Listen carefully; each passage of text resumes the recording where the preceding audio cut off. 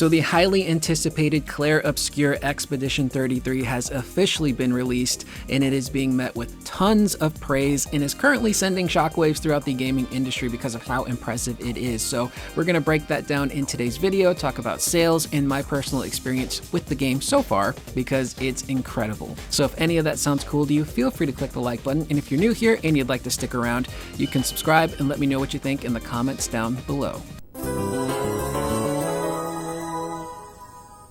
So for those of you who might not be familiar with Expedition 33, it was first revealed last year at an Xbox showcase, and it immediately caught my eye and many others, and I started talking about it. And I've made a few videos here and there talking about the game because it's legitimately like super exciting and very unique, and it just seemed like one of those games that was going to be really special. Turns out that is 100% accurate. So this is a game being developed by Sandfall Interactive, which is a French studio comprising a lot of Ubisoft devs, ex-Ubisoft devs at that point. And a lot of people hear that and they're like, hang on a second, Ubisoft devs can make a good game?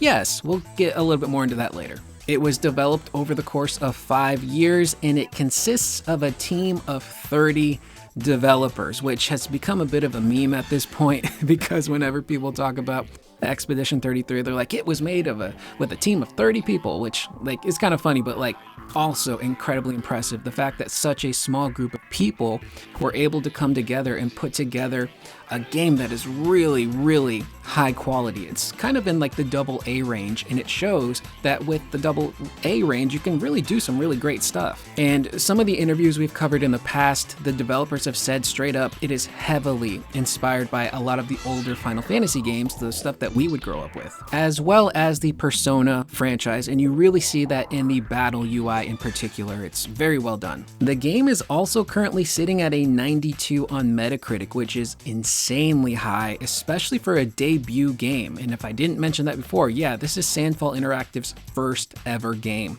and it's at a 92. It's a Game of the Year contender. It also sold incredibly well on its first day. This comes to us directly from the Clair Obscur Twitter account, where they're celebrating 500,000 units sold on their first day of release, which is really cool. And it's just super exciting to see people like dive into a brand new IP like this and actually have it be good and want to share why it's so good.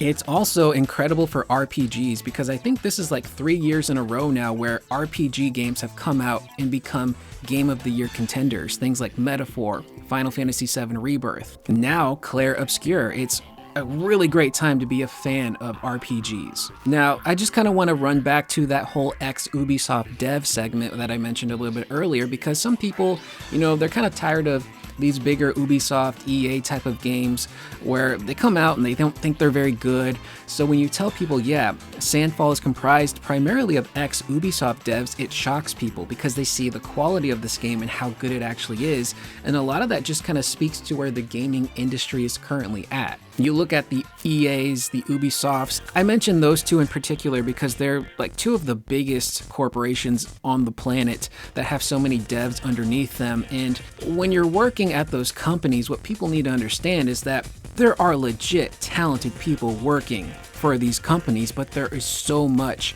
red tape and higher-ups overseeing the project, which can really interfere with the creativity that a lot of these developers have. And to use an example that Maximilian Dude has used for a few years now, it's the door metaphor, or as he uses it, the chair metaphor, which is essentially, let's say you have a game and you're like, okay, we want to put a chair in a specific level in this room. You can't just put the chair there. You have to go through so much red tape of, okay, what kind of chair is it going to be? How big is it going to be? What are the physics of the chair? What are the animations for the characters that are going to sit in said chair? What's the art design going to be? So you have to then go to the art department. And it's really just a long way to say, like, making big AAA games under like bigger crazy companies can be a really difficult task. And a lot of times those higher ups, that red tape can really get in the way of that creativity and the dev process. And for Sandfall, they don't have any higher ups judging what they're doing. If they want to put a chair in the game, they'll walk on over to someone in the office and be like, hey, let's put a chair in the game. And then they think about it for a second and they go, Yeah, okay, let's put a chair in the game. There's so much freedom for these developers to just put together their vision and execute it, and seemingly that is what Sandfall has done with Clair Obscur Expedition 33. Being so heavily influenced by the Final Fantasy games, Personas, you can even name things like Legend of Dragoon and Lost Odyssey, and they just wanted to take their love and adoration for those games that they played and make their own version of it. And they have successfully done that. And in an age where you have so many companies that are really trend chasing and looking at microtransactions and live service things, to have a studio just put out their vision that they executed the way they wanted and have it be so well received and be successful is super refreshing. And I think that sends a really massive message to everyone in the industry, like, hey, you don't have to spend hundreds of millions of dollars on these games or have so much red tape. You can just let your devs do what they need to do. Another good example of that, I think, is Astrobot, which I don't quite know what the budget for a game like Astrobot was, but the developers clearly had a vision, they executed on it. Seemingly there wasn't too much red tape, although I don't know too much about the dev process for that game. It came out and it just floored a lot of people and ended up winning Game of the Year. And it let people know, again, you don't have to have these crazy massive games that take ages to make. You can just kind of execute a fun vision and it can turn out well. And I do think there are some exceptions for AAA titles. I look specifically at Final Fantasy VII Remake and 7 Rebirth, which have massive dev teams. We don't know what the budgets for these games are. We can assume they're probably pretty big. But for the most part, well, I'm sure there are some restrictions that the higher-ups at Square Enix have. Seemingly, based on what the devs have said, they had a vision of what they wanted their trilogy to be, and they are now executing on it. So they're able to make the game that they want. And this was something we covered years ago. I believe it was an interview with Katase Nomura where they talked about how they wanted to do the remake trilogy, but they wanted to do it different. They didn't want to just make the same thing all over again.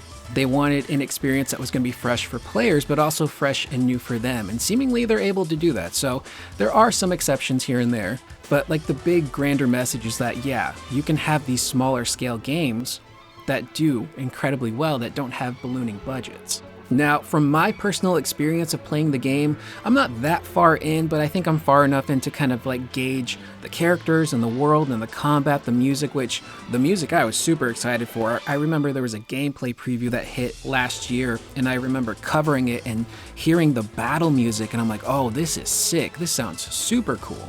But I have to say, they do a phenomenal job with pacing and setting up the world that we are currently in.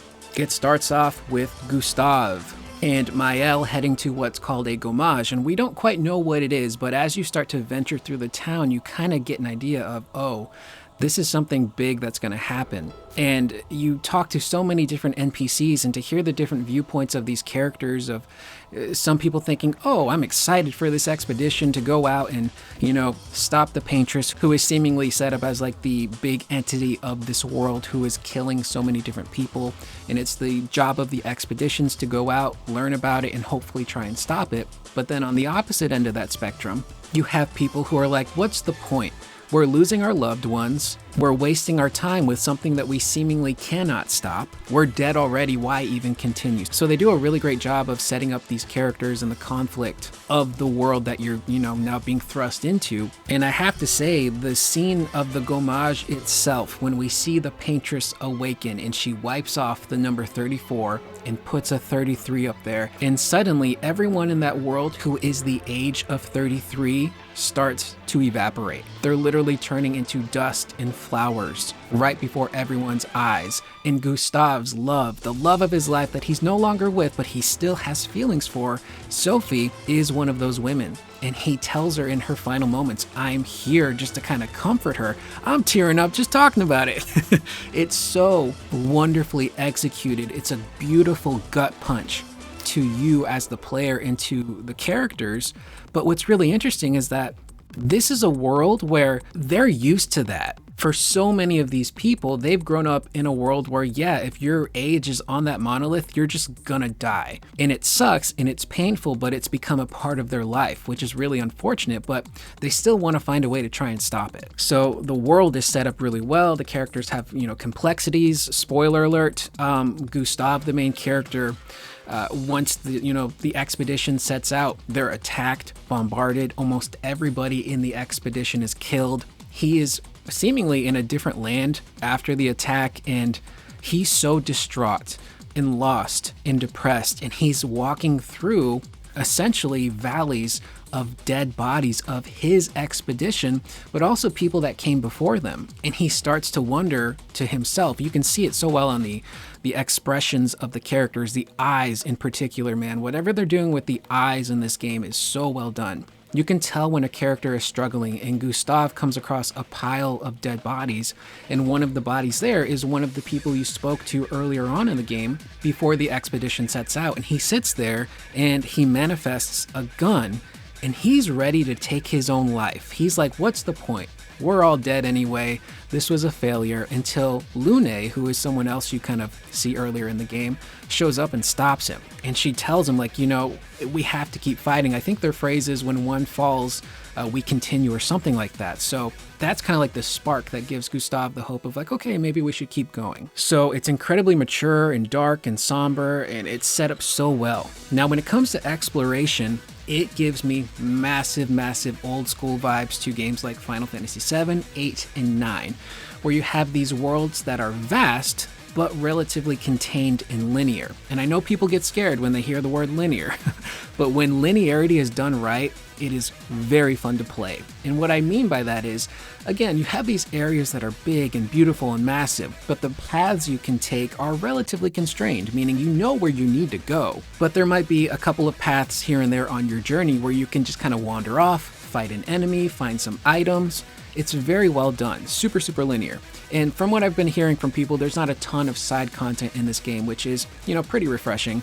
Although when side content is done right, I have no issue with it. Again, Final Fantasy VII Rebirth, I very much enjoyed my time with that game and its side content, and I never really got bored of it.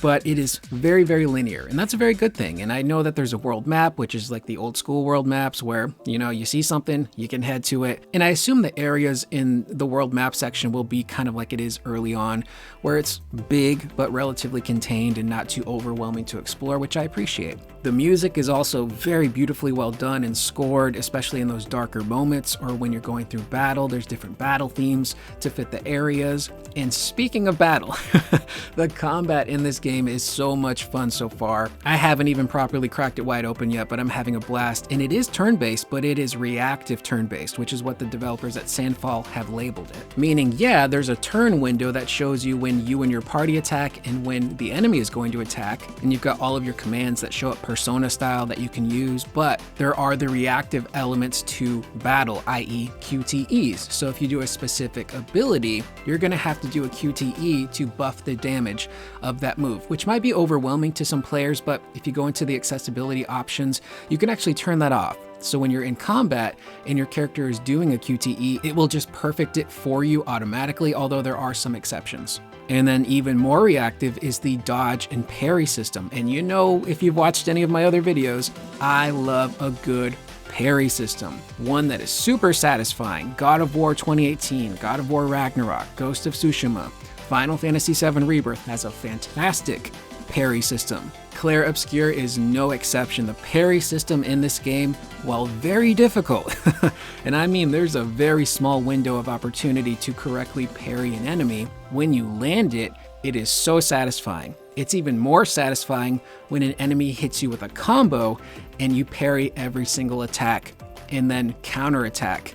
Dodging feels really, really good. So those reactive elements might turn some turn-based fans off, but once you get used to it, it just feels so satisfying.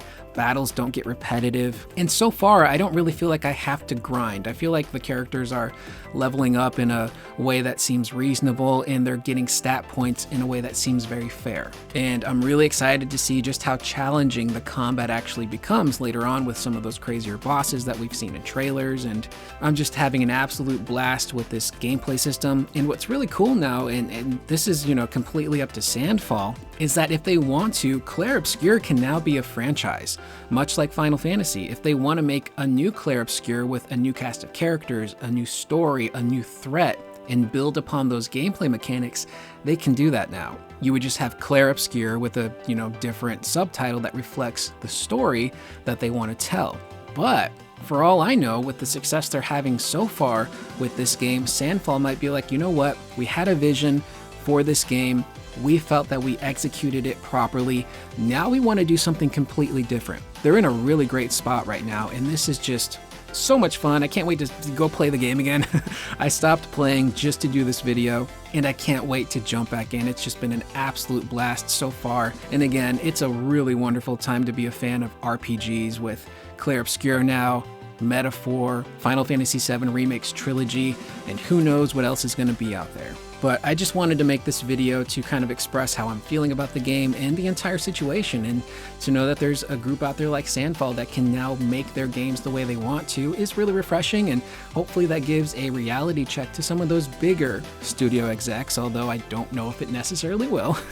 We can hope. With that being said, that is the video. I am Curious Corduroy. Let me know in the comments down below, have you been playing through Clair Obscur, and if so, have you kept up with the situation around its celebration and its praise, and what do you think overall? I will see you guys in the next video. Please remember to always be excellent to one another.